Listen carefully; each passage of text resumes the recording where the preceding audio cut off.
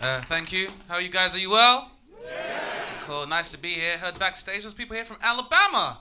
All right. Thanks for coming, guys. This is not an auction, so you don't deserve that. Tammy, you don't deserve that. That's not fair. That's not fair, Tammy. You didn't deserve that. You didn't deserve that. You didn't deserve that. I'm sorry, sir. I'm sorry, sir. That wasn't nice. That was mean. That was mean. That was mean. I'm sorry, Tammy. Thank you so much for coming, guys. I will say though that I actually have dual citizenship. I'm a resident of the UK and the States, so you'd have to excuse my paranoia because as an African American, technically speaking, I have a 33% chance of being incarcerated. So that's an actual statistical fact, and I get more paranoid ever since the Green Mile film came out. You guys remember the Green Mile? Yeah. It's a pretty good film, man. Then like ever since that film came out, like I always think about what I would have as my last meal. Like, you ever think about that, sir? Will you have your last meal on earth? What would you have? Roast dinner? Yeah, cool. Any dessert? Hey, there's no wrong answers here. It's your choice. Lemon meringue pie. That's all good. Madam, yourself? Last meal on earth? Caesar salad. It's her choice! Okay? Here, it's a woman's choice. Right, Tammy? No, that's not fair. You don't deserve that. Okay, no, that's not fair. That is not fair. But there are no wrong answers. Whatever you want, madam. Anything on the side? Sweet and salty popcorn. See, there's no wrong answers. All right, there's one wrong answer. I asked this girl in Australia once, and she just went, "Oh, like mashed potatoes." And I was like, "What the fuck? You'll get those soon." You sound like a murderer. But I think about this all the time, you know, sitting in my cell, you know, time's ticking down. Warden comes to my cell. He's like, well. Dane Baptiste, Mr. Funny Man. You gone too far now, boy. Making fun of Tammy for 30 seconds of being on stage. That's too far, boy. Now it's time for your last meal. What's it gonna be, boy? It's a tough question. Because you gotta think about your mortality and your nutrition at the same time, right? Don't want to be an ugly corpse. What could I have? I don't know, Warden. Suppose I could eat your wife's pussy. That would be nice. I like that some of you are like, oh, what's the worst he's gonna do? I'm on death row, guys. It's gonna be fine. So I want to eat the warden's wife's pussy. Is that bad? The president of my country likes to grab women by the pussy. Apparently that's okay. I mean, we know it's not okay. I mean, before I continue this part, is everyone here okay with me saying the word pussy? I mean, I meant the women in the room, so guys don't really have a say in this thing. Only because, like, I'm sure, guys, you know that we are able to refer to our genitals in public however we want. Dick, prick, knob, schlong, sausage, meat rod, staff. Like, there is a whole literal, that's why it's called a dictionary. That's how many names we have for our genitals, right? Now you notice women have to be a lot more reserved in public when they refer to their genitals lest they be judged by other people. It's like, my vagina, my vajayjay, my foo-foo. Like, I have 7 aunts all over the age of 50 and they still call it a sixpence. Like, that's how, it's a very weird West Indian thing. Now I only bring this up because my manager, great manager, she feels sometimes when men say the word pussy, they're being very aggressive. You normally hear it in pornography and stuff. So I just want to say, for the purposes of this next bit, pussy just stands for the power of universal sustenance and salvation. Yeah! All right. Cool. So now that we have that context, you know, I would like to think most of you know that despite what the president was recorded in saying, you should not be grabbing women by the pussy.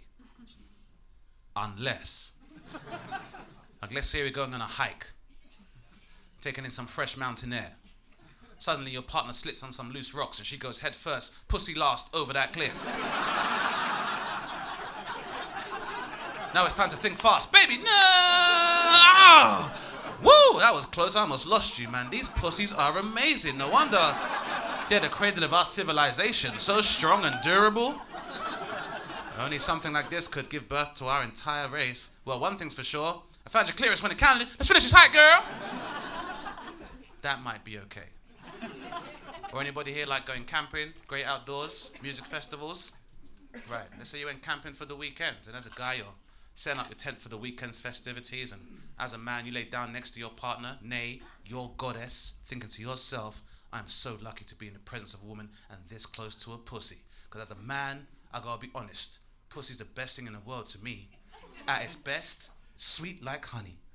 At its worst, kind of fishy. Either way, you're gonna attract bears. Now, they're fans of both, right? You see? Let's say a bear wanders onto the campsite trying to snatch your goddess away by the pussy. Now it's time to man up and you say, hey there, bear. You might be smarter than an average bear, but that's not your pussy to grab. No honey for you. Get out of here, you fucking perv. Because unfortunately in today's world, a lot of our bears are in fact pervs. Did nobody else think it was strange that Yogi and Boo Boo have hats and ties, but no pants? Winnie the Pooh, bright red t-shirt, no pants. Paddington Bear, the worst of them all, goes around in a trench coat hanging out in train stations.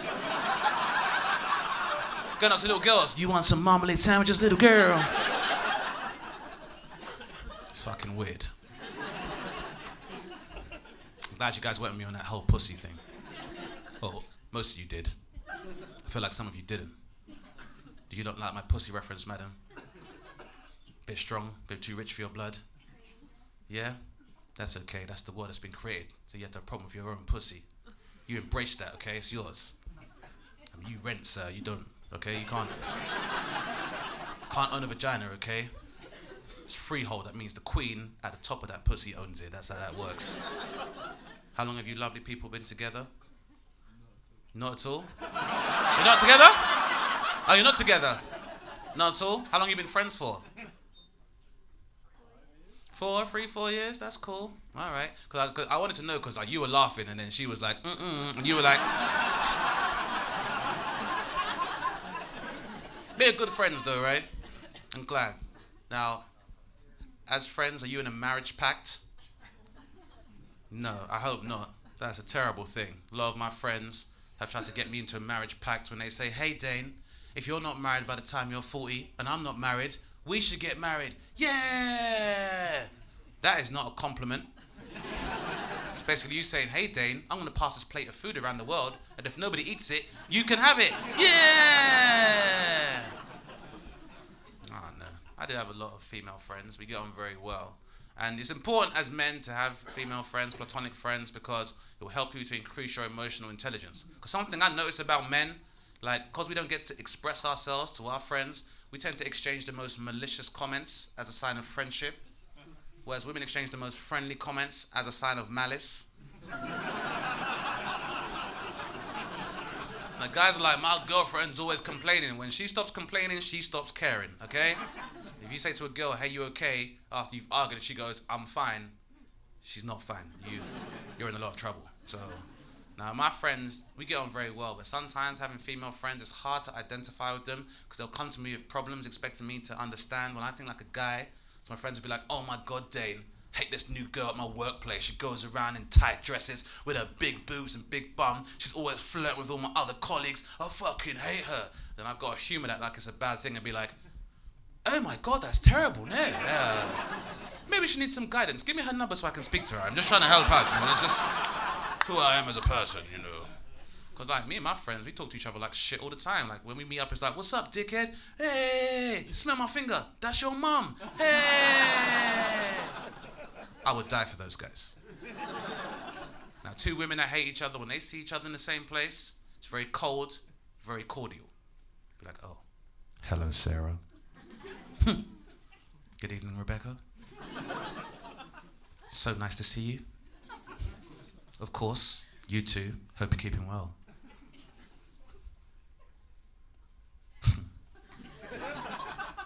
Nice shoes. That's when it gets all housewives. She'll come up to me and be like, Dane, did you hear what that bitch said about my shoes? She said you had nice shoes, but you know what she meant when she said I had nice shoes. And that's why we're not friends anymore, because last time we went on holiday, she slept with my best friend's ex-boyfriend. Ex-boyfriend, you say? That's right, Dane. And and she slept with some other guy the second night we got there. The second night, you say? That's right, Dane. What do you think about that? Oh my God, that's terrible. No. Maybe she needs a shoulder to cry on. Give me her number so I can speak to her. I'm just trying to help out, you know. It's just who I am as a person. I'm a scumbag, whatever. But you know, again, I don't want to just mansplain these observations. I want to test this theory while we have an audience. So, I'd like to ask you guys friends, right? And what was your name, miss? Alicia, and your name? Valerie and Alicia. I want to give you guys a scenario to see how you react in this situation. Because you're friends, right? Cool. All right. Valerie, you and Alicia, chilling out at Alicia's house, sitting on the sofa, watching your favorite TV show. Alicia, Valerie turns to you and she goes, "Oh, Alicia, I feel kind of cold." What would you do in that situation, Alicia? Give her a jumper. Simple question with a simple answer from a true friend, Valerie. Let me tell you about me and my friends. I was over at my friend Mikey's house. We were on the sofa, chilling out, just watching TV. I turned to Mikey and I said, "Hey, Mikey, whew, I'm kind of cold." And he said, "It's probably because you have AIDS."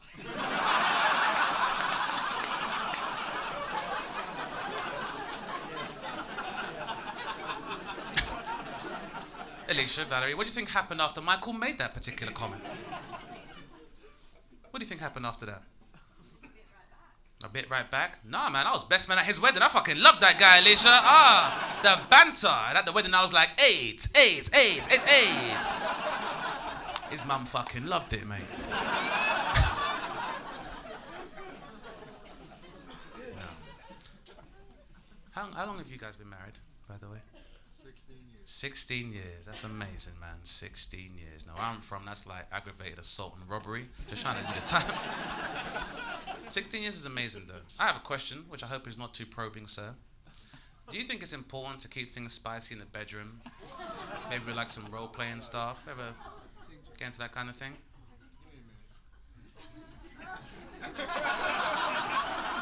Excellently put, sir. That's a very classy answer. Because sometimes we can be very repressed in the UK and, you know, people will giggle about the idea of role play, but I've done role play before. I thoroughly enjoyed it. Let me tell you guys what happened. I warn you in advance, it gets graphic. Okay, so I was with this girl and she pretends that she's a nurse and then I pretend that I'm interested in a long-term relationship. So,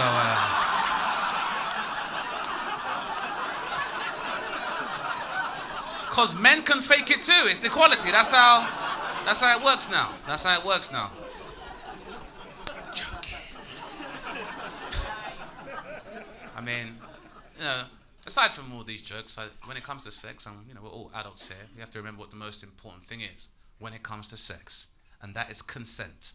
And I say that because as an entertainer, I've been appalled by, you know, the amount of people that work in this oratory medium that don't understand that no means no. Can you believe that in England? No is probably the first word you learn in English. Some people still don't understand that no means no. And you'd even have groups of people on the internet being like, "Oh, you say that, but if she's just like a slut, she's obviously asking for it." That's not a fucking argument, because no one's ever been beaten up on the way home from judo.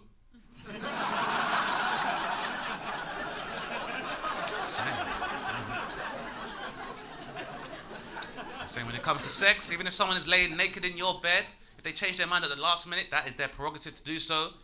No means no. Just like when you finish having sex and someone says, "Hey, could I stay the night?" No means no means no. That's how equality works. "Oh my God, Dane, you're kicking me out your house? What, because I'm naked you think I want to be with you still? Shame on you, madam. I gave you the broadband password. What more do you fucking want from me? Called you an Uber like a gentleman." Any Uber fans in? Yeah, I'm a real fan of Uber. Like, you guys not from here, Alabama. So you guys, you know, like in New York, they got like yellow taxis. Like here we got like black taxis or black cabs, and they're very ironically named because very rarely do they cater to this demographic. This is why I'm a big fan of Uber, because historically, Uber was a sound that black men made at the prospect of getting a black cab. You'd be like, "Hey man, we finished raving, like let's get in a car and go home. You think that black cab will stop for us?" "Ooh, bro, I don't know. They don't really Although saying that, very recently, I got the privilege of getting into a black cab. Jumped in the cab, did the obligatory, been busy. And he was like, no, I haven't been that busy. Ever since Uber and Bolt and Lyft came out, my business has really been suffering. Really hard to work as a black cabbie. I'll even go so far as to say that people don't realise that black cabs matter. And I was like, well, I thought that all cabs matter. And then he said, that's very insensitive, Dane. I know a lot of people don't like us, but whether you like it or not, we're taxpayers and we're part of this society. And even though we look and dress and talk different to everybody else, we're still a part of this human race. And we're entitled to the same level of respect as everybody else. And I was like, you know what? When you put it that way, I guess I was being insensitive. I apologize. Black cabs do matter. And then he said, Dane, you think your audience will understand this analogy? And I said, the meter's running. Can you hurry the fuck up, please? I got a place to go, man. Come on, buddy. I went pretty well. I guess what I'm trying to say in a roundabout way about me as a person is that I'm not ready to be a dad. Still got some growing up to do. You parents? No, but just in a relationship? Oh, you're married? Oh, cool. How long have you been married for? And congratulations. Now, would you say that your husband is your best friend? No, absolutely not. Madam, absolutely correct. That's the best, most realistic answer I've ever heard from a bride. I know, but your eyes told me everything I needed to know. I mean, the question was, are you married? And you said yes. And I was like, best friend? And you were like, I like that. It's realistic. You have a very close bond in a relationship. Doesn't make him your best friend. Because I really get annoyed when people in relationships go, my partner's my best friend. My partner is my best friend. Your partner is not your best friend. You know why? You know what I like to do with one of my best friends? Talk about other people I'd like to fuck. So, be a bit more realistic.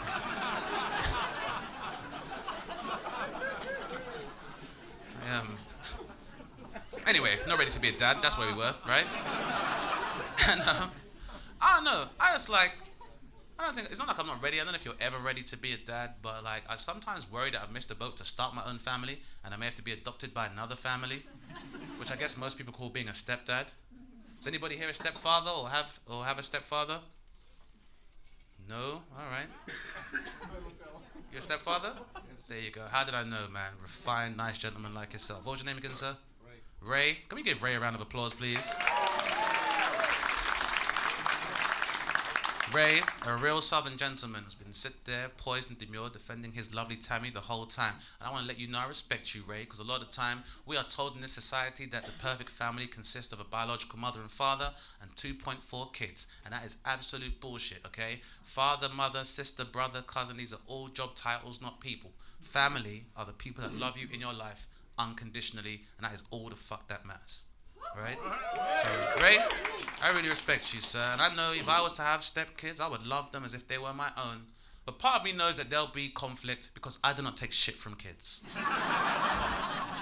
I know I'm going to come home late one night and I'm going to step on like this kid's like iPad or something because he's spoiled. And then he's like, oh, Dane, you're so stupid. You broke my favorite toy. Then I'll be like, well, you were 10 pounds when you were born. You broke my favorite toy. And he should, no, that's, no,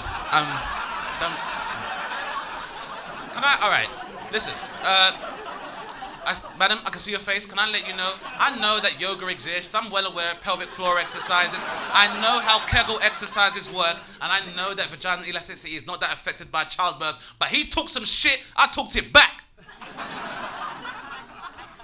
Now, nice way to bond with kids is to play computer games every now and again. I'm a gaming fan. One of the games I enjoy playing is a game called FIFA. Anyone here ever played FIFA?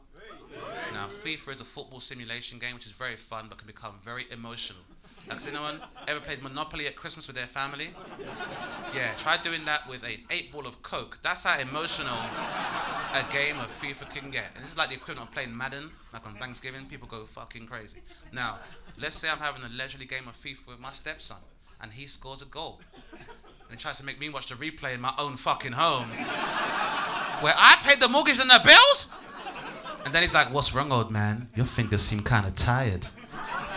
Maybe you getting arthritis in your old age. Yeah.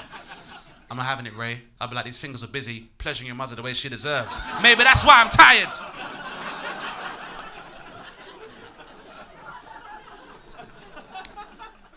I feel like some of you don't like how I speak about my imaginary stepson. I mean, if you have a problem, you think he's in danger, you can call imaginary social services and... Too late, he's dead. That's how imagination works! Anyway, I should be going. It's been an absolute pleasure, guys. If you guys have enjoyed what you heard, I have my own YouTube channel. You can check out some more clips on there. And I'll be touring the country. And I'll also be touring Australia and New Zealand. I'll be all over the shop. So look out for that, guys. And I'll be over in the States too. So Ray and Tammy, please do look me up. You don't have to pay a penny, guys. No. I will say before I go, I would love for you guys to add me on social media, stay in touch, let me know what you think, but do take some time away from smartphones and spend some time with the people you love. That's what really counts, especially because smartphones can sometimes be a bit too smart, especially with autocorrect. Because I was touring 2 years ago. Where are you guys from, by the way? Australia. Yeah, I was in Australia. I just got back from Sydney, right? I was staying in Newtown, got back, text my friend Mikey. I'm like, what's up, Mike? He's like, what's up, AIDS face? I'm like, Mike! I missed you, baby. How you doing, brother? Now, had a great time touring, but I want to do something to unwind and relax. Let's go to Malia. I just typed that in my phone, so a couple of years back, we ended up in Somalia. I mean, it was still fun, great weather, boat parties. Wallahi, we had fun, boy. Oh, my goodness. It wasn't the type of time I was looking for. Ladies and gentlemen, you have an amazing lineup of acts, so enjoy the rest of your night. I've been Dane Baptiste. Thank you very much for listening. Bye, bye.